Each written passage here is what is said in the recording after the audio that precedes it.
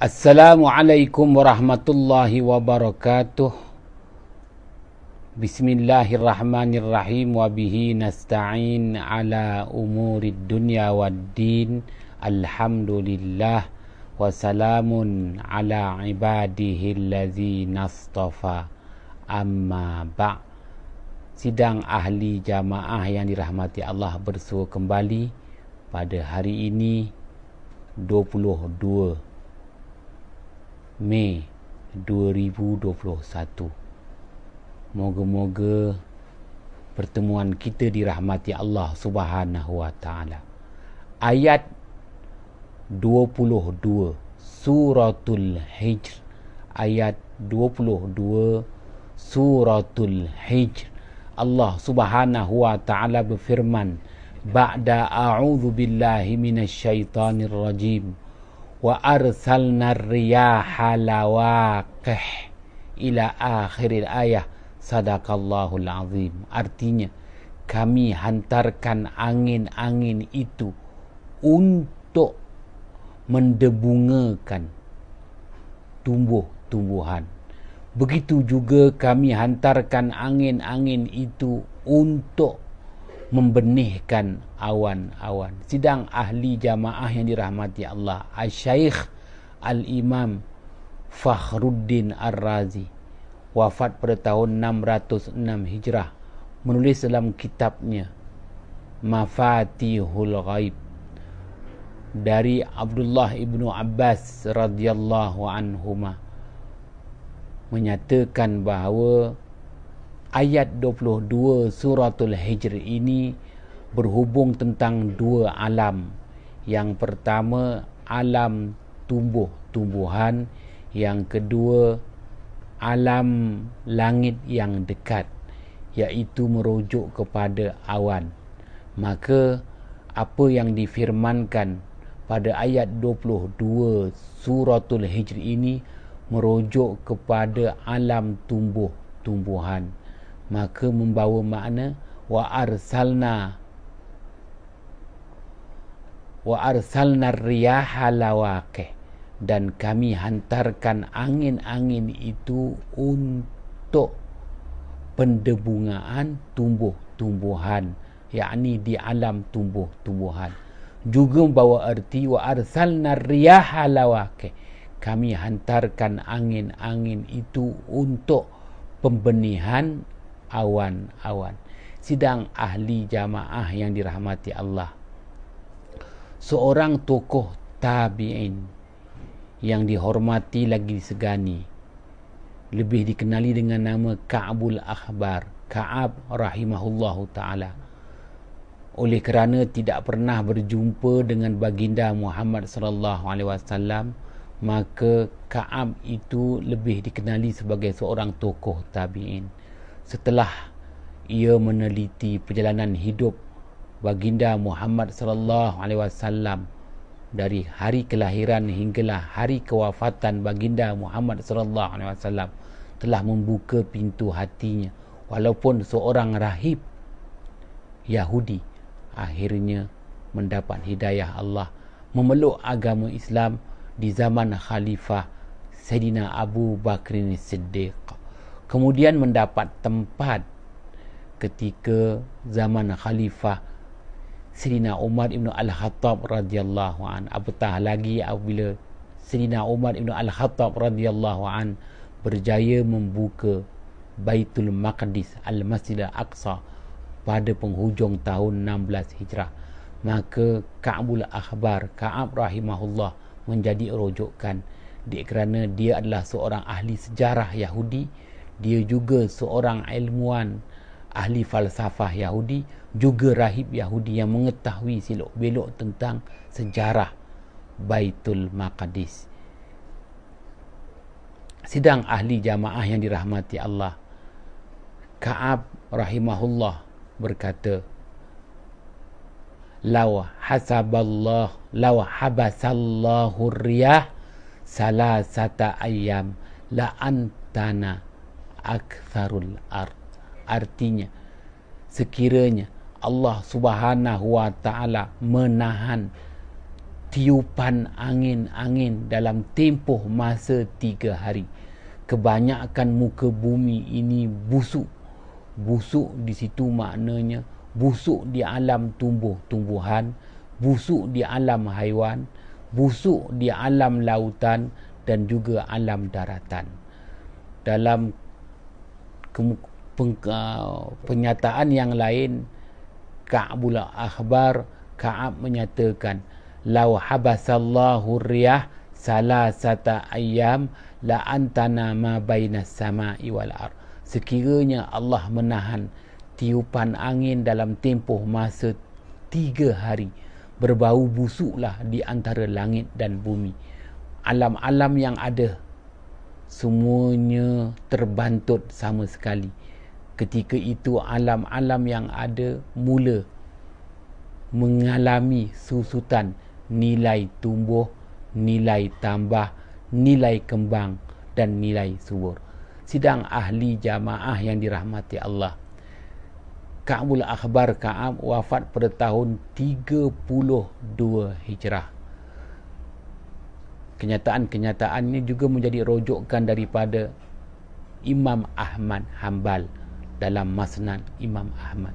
Sidang ahli jamaah yang dirahmati Allah,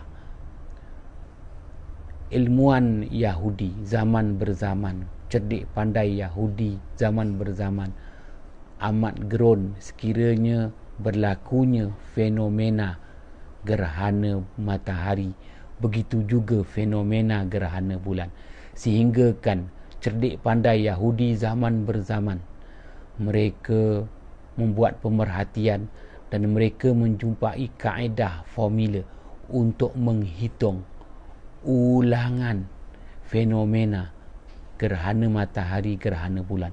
Mereka dapat formula matematik bagaimana menghitung bilakah berulang semula fenomena gerhana matahari dan gerhana bulan.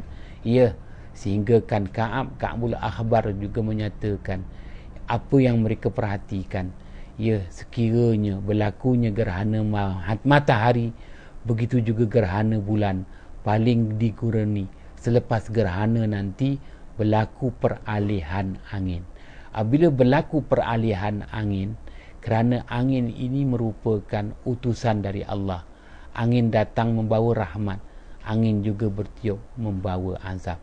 Dikhawatiri peralihan angin ini akan menyebabkan berlakulah susutan nilai tambah, nilai tumbuh, nilai kembang, nilai subur di alam tumbuhan, di alam haiwan, begitu juga di alam daratan dan di alam lautan.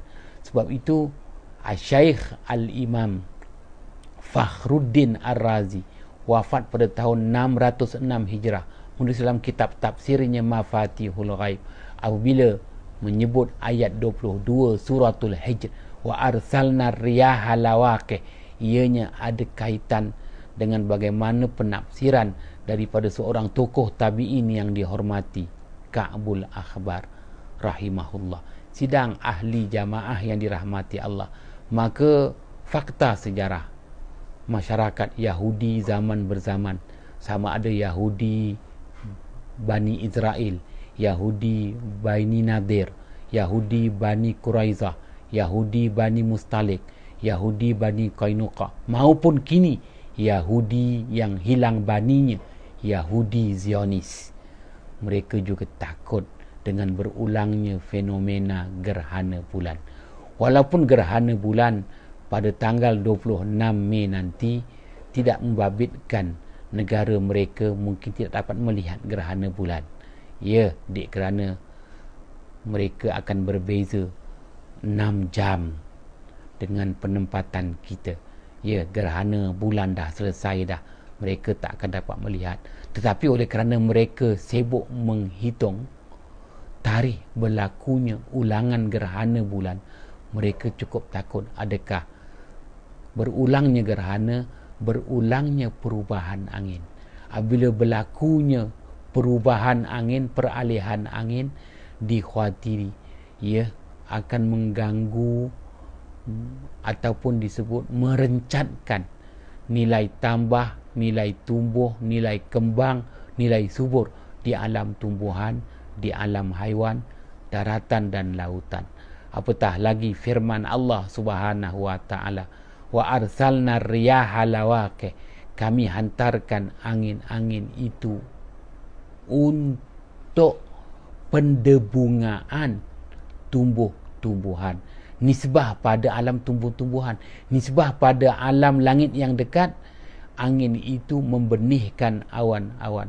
Sama ada selepas gerhana kita menerima curahan air hujan yang diidam-idamkan ataupun susutan limpahan air hujan.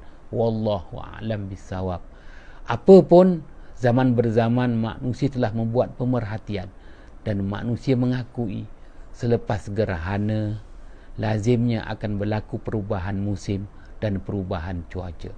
Apapun bagi kita umat Islam, setelah saya jelaskan berdasarkan hadis baginda Muhammad sallallahu alaihi wasallam riwayat Imam Muslim, fa iza raaitum zalika fasallu, apabila kamu melihat sendiri dengan mata kasar kamu fenomena gerhana bulan, sembahyang sunat gerhana, minta ampun dengan Allah Subhanahu wa taala, wastaghfaru, minta ampun dengan Allah, ya, wadu'ullah, dan berdoalah kepada Allah.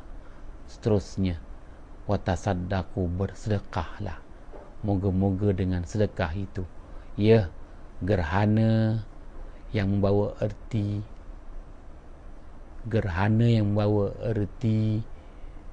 dikalahkan, ditumpaskan, ditumbangkan. Begitu juga dijatuhkan. Begitu juga gerhana bawa erti, ya, maknanya digugurkan. Istilah gerhana ni, kena faham, bukan bulan sahaja gerhana, bukan matahari sahaja gerhana, manusia pun gerhana. Manusia juga dikalahkan, manusia juga ditewaskan, manusia juga, ya, tak boleh lari daripada ditumbangkan, ya. Begitulah kehebatan bulan. Bulan yang hebat, cahayanya tiba-tiba gerhana. Bulan ditundukkan. Bulan yang hebat dengan cahayanya, tiba-tiba hilang cahayanya. Amat menakutkan.